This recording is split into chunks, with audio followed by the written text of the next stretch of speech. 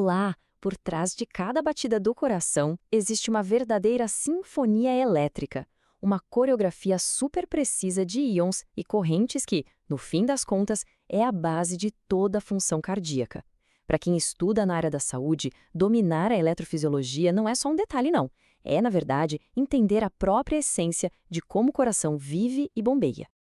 E para guiar a nossa conversa de hoje, a gente vai se basear numa fonte de referência fundamental, o capítulo sobre a atividade elétrica do coração, da 5ª edição do livro Fisiologia Essencial. Isso vai nos dar uma base bem sólida para explorar esse tema que é simplesmente fascinante. Então, qual vai ser o nosso caminho? A gente começa com a faísca, lá no potencial de ação de uma única célula. Depois, vamos ver como essa faísca se propaga pela rede elétrica do coração.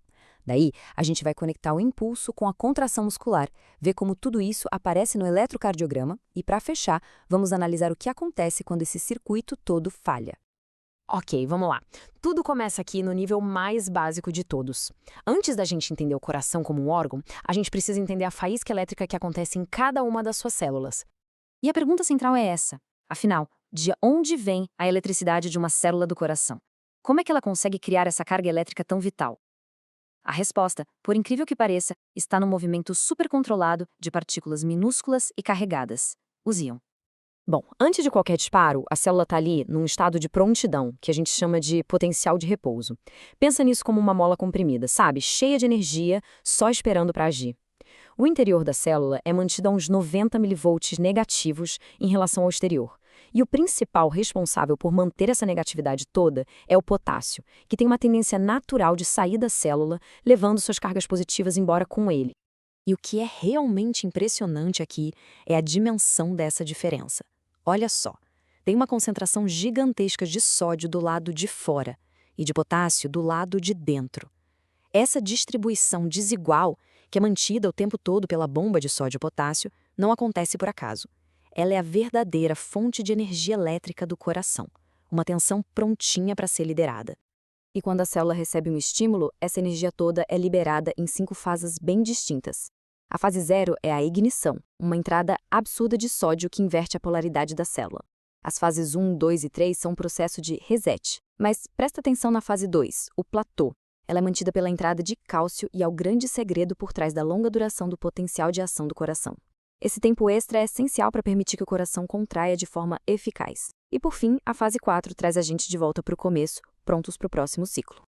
Certo. Agora que a gente já entendeu a faísca individual, como é que o coração faz para coordenar milhões dessas faíscas e criar um batimento único, sincronizado? É aí que entra o sistema de condução, que é basicamente a fiação biológica do coração. O impulso elétrico segue um caminho muito, mas muito específico.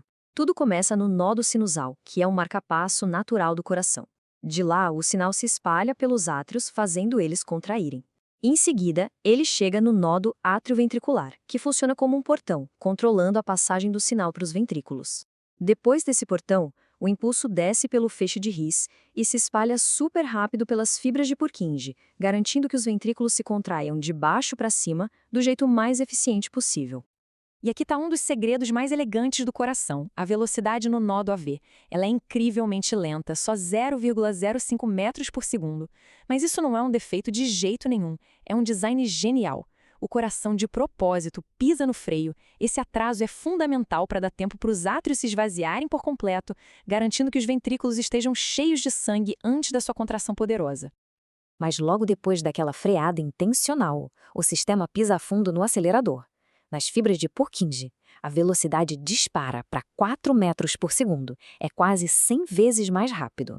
Essa condução praticamente instantânea é o que garante que o ventrículo inteiro se contraia de uma vez só, em uníssono, para gerar a força máxima e bombear o sangue com eficiência para o corpo todo. Bom, a gente já viu a faísca e a rede elétrica. Agora vamos conectar esses dois mundos. Como é que um impulso elétrico, que é uma mudança de voltagem, se transforma em uma ação mecânica na força de uma contração muscular? Esse processo tem um nome, acoplamento, excitação, contração, e ele é a ponte fundamental entre a eletrofisiologia e a mecânica do coração. Sem esse acoplamento, o coração teria atividade elétrica, mas não conseguiria bombear nada. É o mecanismo que transforma o coração de um circuito em uma bomba. E o grande mensageiro nesse processo todo é o íon cálcio. Funciona assim: o potencial de ação, principalmente naquela fase de platô, abre canais de cálcio na membrana da célula. Um pouquinho de cálcio entra. Essa pequena entrada funciona como um gatilho que abre os portões para uma liberação gigantesca de cálcio que estava guardado dentro da célula. É esse aumento enorme de cálcio que finalmente se liga nas proteínas contráteis e faz com que os filamentos de actina e miosina deslizem um sobre o outro, resultando na contração. Até agora, a gente falou de coisas que acontecem em nível de célula, de tecido. Mas como é que a gente consegue ver essa atividade elétrica de fora do corpo, lá na prática clínica? A resposta, claro, é o eletrocardiograma, o famoso ECG. E aqui é muito importante fazer uma distinção de escala. O potencial de ação é a visão micro, a história elétrica de uma única célula. Já o ECG é a visão macro, ele é a soma de milhões dessas histórias individuais, captada na superfície do corpo. Ele nos dá o resultado final de toda a sinfonia elétrica do coração. E a gente consegue decodificar esse traçado.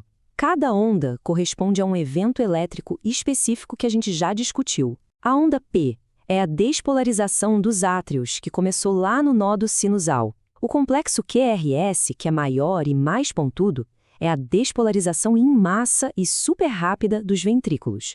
E a onda T representa a repolarização dos ventrículos, quando eles estão recarregando as baterias para o próximo batimento. Certo. Depois de construir todo esse conhecimento da célula até o ECG, a pergunta que fica é: por que tudo isso importa na prática? E importa muito, porque quando esse circuito elétrico falha, as consequências podem ser bem sérias.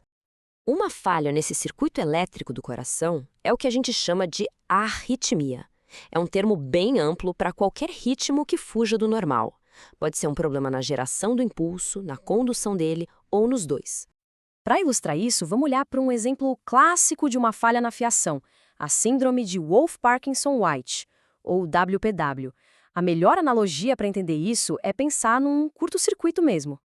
Imagina que existe um fio extra, um atalho elétrico que não deveria estar ali.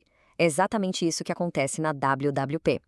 Essa via acessória conecta os átrios diretamente aos ventrículos, dando a volta no nódo AV. O problema? O impulso pula aquele freio de segurança que a gente viu antes. Isso não só ativa os ventrículos antes da hora, como pode criar um ciclo vicioso de impulsos, gerando taquicardias.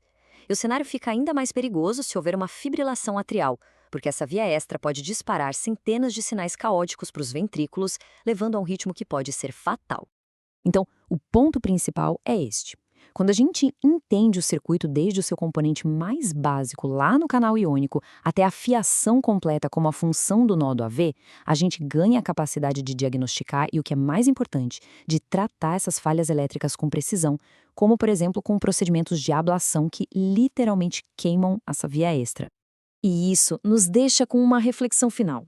A eletricidade do coração é um sistema de uma complexidade e elegância incríveis, mas também de um equilíbrio muito delicado.